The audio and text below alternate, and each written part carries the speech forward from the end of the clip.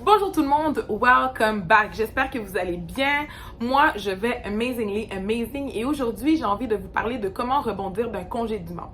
Parce que le congédiement arrive à plus de personnes qu'on ne croit et je me rends compte en fait que pour plusieurs personnes, c'est très difficile de rebondir d'un congédiement et je me suis dit, let's do it, let's talk about it today parce que votre vie ne s'arrête pas après avoir eu une terminaison d'emploi. Donc, si ça vous intéresse, restez avec moi. Bon, déjà, à la base, ce qu'il faut savoir, c'est que le congédiement, c'est la forme de terminaison la plus cruelle, la plus difficile, effectivement. Parce que, se faire congédier, ça veut essentiellement dire qu'on n'était pas en mesure de mener à bien les mandats, pas en mesure de mener à bien notre rôle comme on aurait dû l'avoir. Par contre, il faut rebondir très rapidement.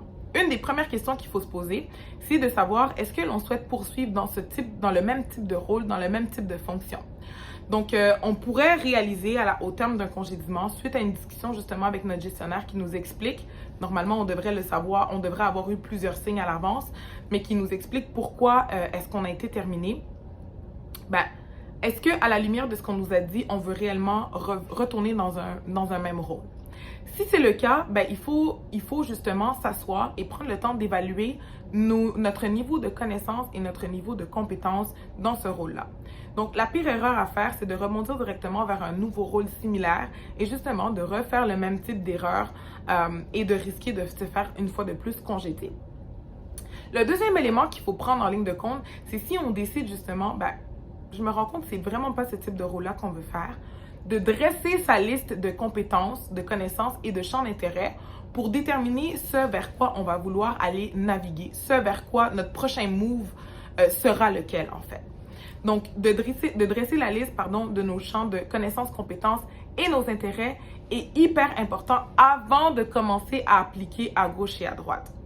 Now, je sais, quand on perd son emploi, on vit un moment très stressant. On a peur au niveau financier. C'est très difficile socialement aussi. Revenir à la maison, dire au conjointe que on a perdu notre emploi et se lever le matin sans avoir rien à faire, entre guillemets, je comprends que c'est difficile. Sauf que pour faire un prochain move intelligent, il faut s'assurer de prendre le temps de bien évaluer tous les éléments pour justement avoir du succès dans le prochain rôle. Une autre chose qu'il faut déterminer quand on a été congédié, c'est que échouer dans un rôle X, dans une organisation Y, ne veut pas dire que pour le même rôle dans une autre organisation, on va échouer aussi. Parce que faisant partie de notre succès, la dynamique d'équipe et notre gestionnaire a un impact direct là-dessus. Et donc, ce qu'il faut mettre en perspective, c'est de dire, OK, est-ce que nous, on juge que dans le rôle qu'on effectuait dans notre organisation, on avait justement toutes nos conditions de succès? Si ce n'est pas le cas, on va vouloir s'assurer dans notre prochain rôle qu'on va les avoir. La relation justement qu'on avait avec notre gestionnaire, c'est très important. Et donc, quand on va rentrer dans des nouveaux processus de recrutement, une des premières choses qu'on va vouloir valider, c'est la relation avec le gestionnaire. Est-ce que ça clique avec le gestionnaire en entrevue? Est-ce qu'il a le style de leadership que je vais vouloir avoir? Lui poser des questions par rapport à ses attentes. Lui poser des questions par rapport à comment lui, il gère son équipe. Qu'est-ce qu'il voit? Qu'est-ce qu'il trouve pertinent? Qu'est-ce qu'il trouve nécessaire? Qu'est-ce qu'il trouve obligatoire d'avoir pour une personne pour avoir du succès dans son équipe?